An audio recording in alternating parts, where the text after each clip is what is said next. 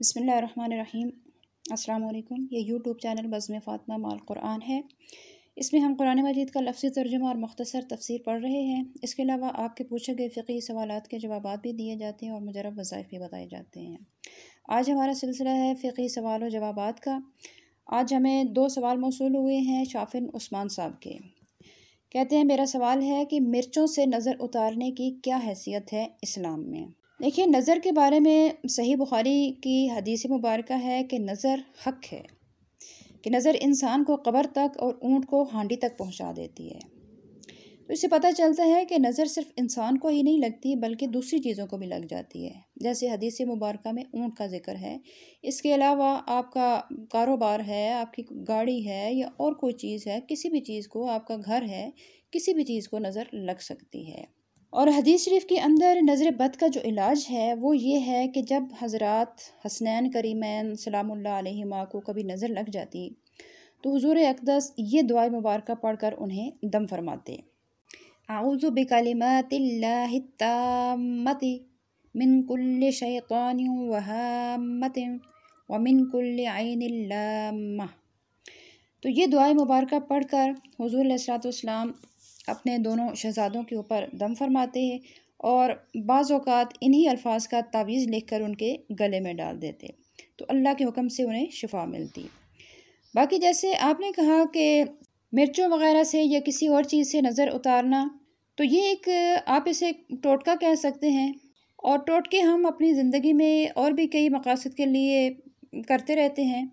तो बहैसियत टोटके के अगर आप ऐसा कोई अमल करें कि मिर्चें वग़ैरह को किसी के ऊपर से उनको घुमा के उनको जला दिया जाए या इस तरीके से नज़र उतारी जाए, तो इसमें भी कोई मुज़ायक़ा नहीं है, आप ये भी कर सकते हैं।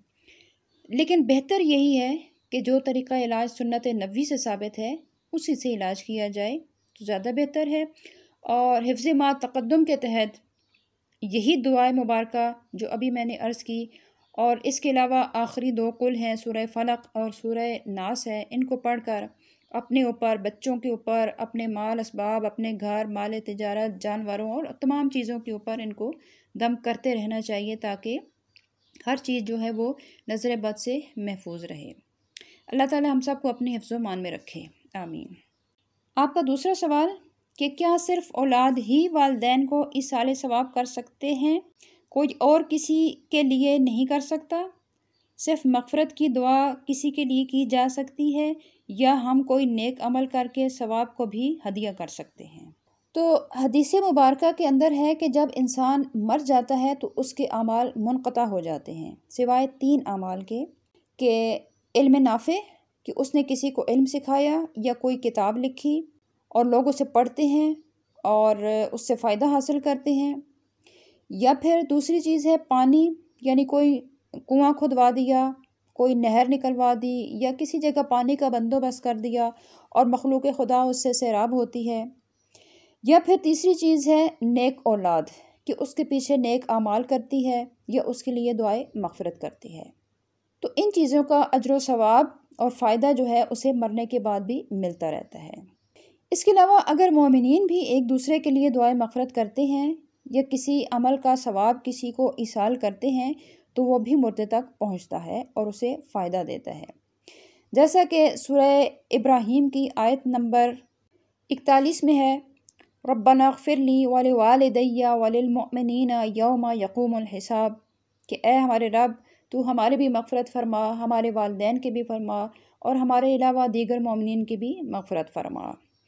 और सूरह हशर की आयत नंबर 10 में है, रब्बना अग़फ़िर लना वलिइख़वानिना अल्लज़ीना सबक़ूना बिल ईमान, कि ए हमारे रब हमारी भी मग़फ़िरत फ़रमा और हमारे उन भाइयों की भी जो हमसे पहले जा चुके हैं ईमान के साथ।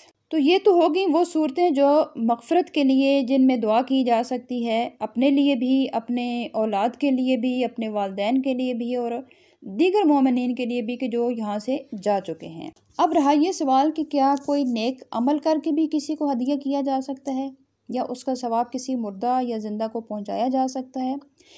तो इस बारे में भी एक हदीस मुबारक का मफ़हूम है कि हुज़ूर अलैहिस्सलातु वस्सलाम जब क़ुरबानी करते थे, देखिए ये क़ुरबानी जो है ये एक वाजिब अमल है हर शख्स के ऊपर, अगर वो साहिब निसाब है تو اس کے اوپر قربانی واجب ہے، اور یہ ایک واجب عمل ہے۔ جب حضور قربانی کرتے تو ایک اپنی اور اپنے والدین کی طرف سے کرتے، جبکہ دوسری اپنی امت کی طرف سے کیا کرتے۔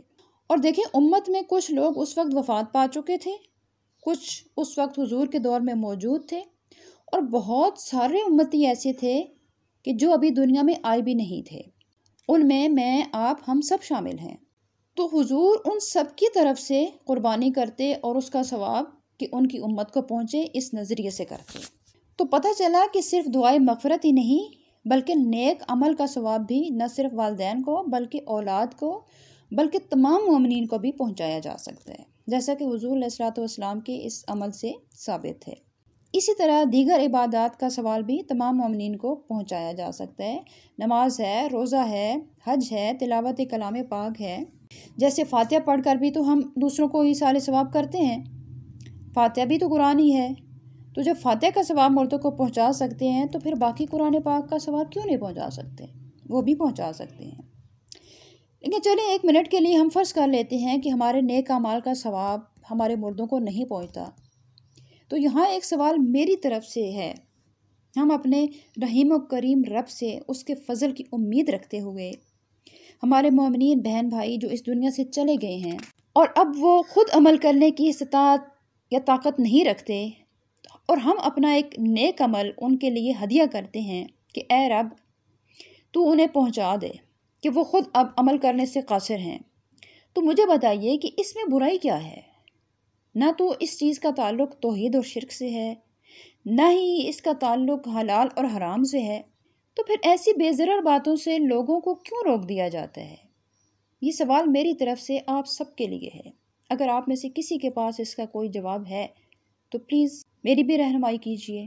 جزاکم اللہ، فی امان اللہ، السلام علیکم۔